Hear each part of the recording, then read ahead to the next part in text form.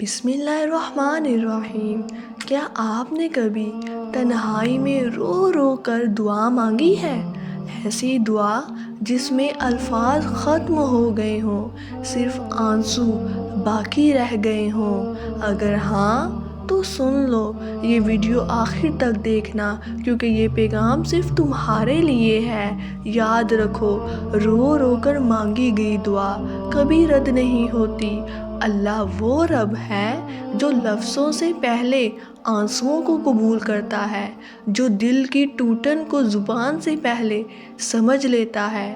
کچھ دعائیں اونچی آواز میں نہیں ہوتی، وہ سجدے میں بہتی ہیں، وہ رات کے اندھیرے میں خاموشی سے نکلتی ہیں، اور ایسی دعاؤں پر فرشتے بھی آمین کہتے ہیں۔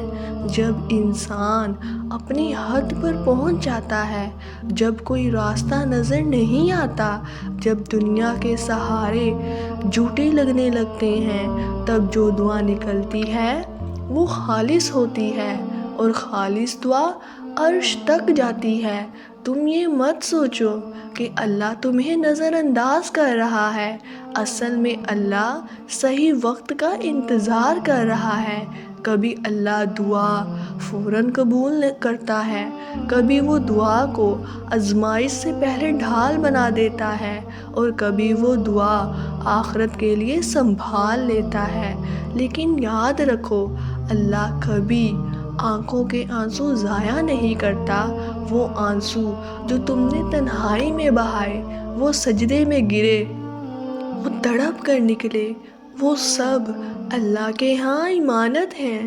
اگر آج تم رو رہے ہو، اگر آج تمہاری دعا میں صرف سسکیاں ہیں، تو خوش نصیب ہو تم، کیونکہ اللہ ٹوٹے دل کی دعا سب سے پہلے سنتا ہے۔